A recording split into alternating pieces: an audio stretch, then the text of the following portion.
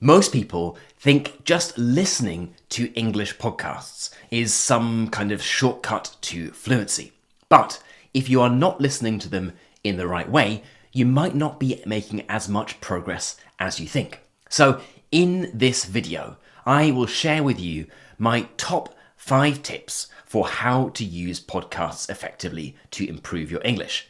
Now, just in case you're wondering, who is this guy and what does he know about any of this? My name is Alastair Budge. I am the host of a podcast called English Learning for Curious Minds, which is for intermediate to advanced English learners. We've been going since 2019.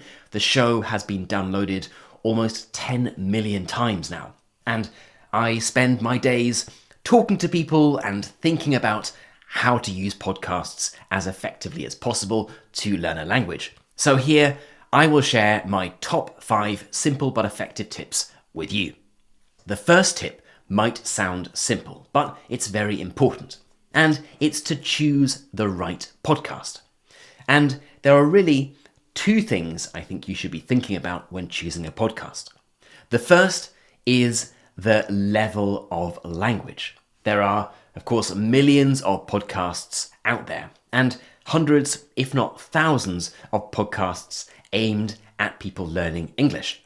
So, which one should you choose?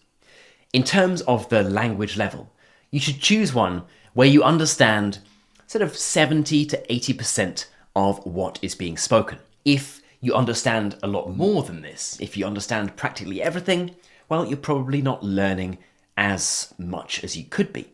And if you understand much less than that, well, it's probably a bit of a frustrating experience. Now, this isn't some grand science, just listen to a few podcasts and kind of see what naturally feels about right. And the second thing to think about when choosing a podcast is to choose one that is actually interesting, right? Maybe you are interested in sports or politics or business or whatever it might be. If you are relatively advanced in English, you can try to listen to a podcast that is aimed at native speakers about a subject that you are particularly interested in. If you are not yet that advanced, then choose one for non-native speakers, but one where the hosts talk about something that you find interesting. Maybe that's daily life in America, maybe that's daily life in Australia, maybe it's weird and wonderful stories. It doesn't matter, just choose something that you will enjoy listening to and that will help you stay motivated. Right, tip number 2, and this is a super important one, and it is to listen actively. Now, when it comes to podcasts, many people think, okay, great, I can just put in my headphones and I can listen when I'm at the gym or I'm walking to work or I'm on the metro. And I can listen and learn while I'm doing something else. That's fine, and podcasts are amazing like this. But just remember that pure exposure passively to English is probably going to result in quite slow progress, right? If you just put on your headphones and you listen in the background, you're not concentrating fully on the subject matter. You're not really actively listening to the language. So what I would advise you to do is to set aside time in your day to actually listen actively so you can focus on the language. This doesn't need to be anything super complicated. You don't have to get a desk or anything like that, but just find a time when all you are doing is listening to a podcast. No distractions, no nothing. Make sure you dedicate yourself and give yourself some focused listening time. Now, that was tip number 2. Moving on to tip number 3, things start to get a little bit more serious and a little bit more effective. And that is to use transcripts, right? Transcripts are the words of what has been spoken. So why do I think transcripts are so powerful?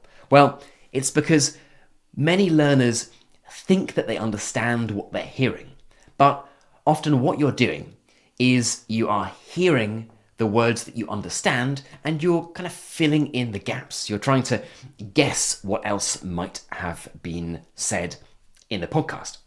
A transcript removes that uncertainty and allows you to know for sure what was said. And why is this important? Well, it means with a transcript, you can catch every single word, not just the easy ones. And when it comes to learning vocabulary and catching words, using transcripts is far more effective than just listening. Now, why? Firstly, because you're hearing what has been said and you're also seeing it, right? So the fact that you've seen it means you're much more likely to be able to recall it and use it later.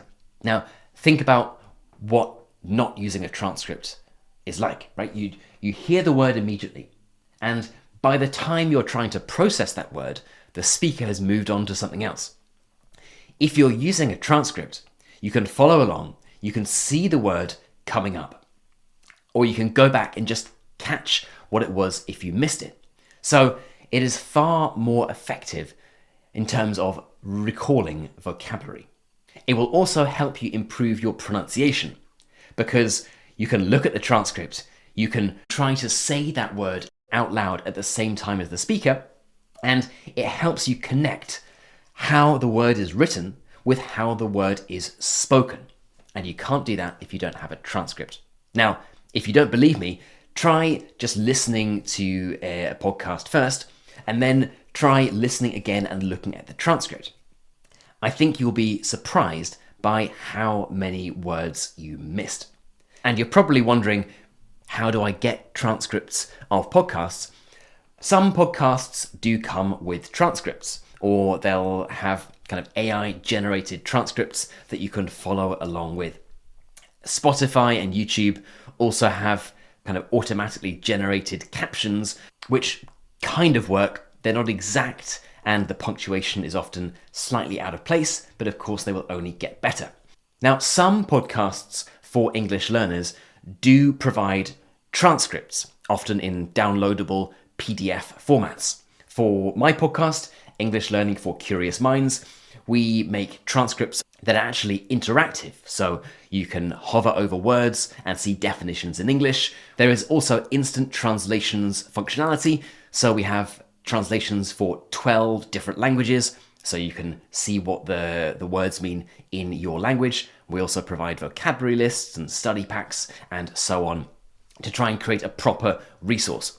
Now, not all podcasts provide this, but if you can find one with a transcript, then you will be in a really good position. Now, let's move on to tip number 4.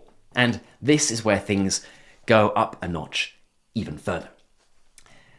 Once you have your podcast and you're sitting comfortably and you preferably have your transcript as well, start doing exercises, right? There are so many different exercises that you can use podcasts with. And I want to tell you about 2 and then a bonus one. The first is shadowing. Now, you might have heard of shadowing before. What it is an exercise where you repeat after the speaker, trying to copy their intonation and their pronunciation. It is an incredibly powerful exercise for pronunciation and overall fluency, as well as general confidence. And podcasts are basically the best resource that you can use for shadowing. The second exercise might sound like a simple one, but it is to summarize a podcast. So imagine that your friend has just asked you, what was that podcast about? Tell them what it was about in English. You can tell them what the speakers were talking about. You can tell them what you thought about it. You can tell them what you agreed with, what you disagreed with. If you have a transcript, you can go back and use that as a reference point. And you can also try to use some of the expressions and the kind of interesting pieces of vocabulary that the speakers used in the podcast. And the third little exercise that you can do with podcasts is to write down all of what I would call second category vocabulary. Now, second category words are words that you do kind of know. You might have heard them before somewhere, you know what they mean, but you wouldn't use them yourself in your own speech or your own writing. So whenever you hear those kinds of words, note them down and then try to use them in your own speech. So that was tip number 4, do exercises to lock in what you are learning. Shadowing, summarizing, and write down those second category pieces of vocabulary. Okay, for our last tip, this is one that might sound unusual and probably sounds completely wrong in a world of gamified apps and chasing jewels and streaks and trying to complete stuff as quickly as possible. But it is to take your time and focus on one episode multiple times rather than trying to listen to everything. Now, lots of podcasts have many episodes, right? English Learning for Curious Minds, I think we have something like 550 episodes now. There's a lot. And it can be tempting to think, right, I need to start at number 1 and just go through as quickly as possible and try to reach the end. Now, really think about who you're doing this for, right? Are you trying to listen to a podcast so you can tell someone that you've listened to 10 podcasts that week? Or are you trying to listen to them to really improve your English? If, as you should be, you're trying to use them as a learning resource, it's far more effective to use the same material multiple times and go over and over and over and work with it until you're very comfortable, rather than just listening to one and one and one and one. So, for example, a better approach, rather than listening to a different podcast every day, might be on the first day, you can just listen and try to see how much you can understand. On the second day, you might listen with a transcript and try to fill in the gaps. On the third day, you might try shadowing.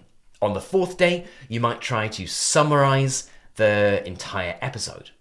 And on day 5, you can listen to it again with or without the transcript and notice how much more you now understand. It's so much better to understand something properly and really work with a text rather than just to push through and try to say, I've learned so much. Okay, those were my 5 tips for you. To choose the right podcast, make sure you are listening actively. To find a transcript and use it. To do exercises like shadowing, summarizing, and writing down vocabulary. And to focus on one episode and master it. I hope that was useful. Let me know in the comments below. What exercises do you find most useful? And what tips do you have for other learners?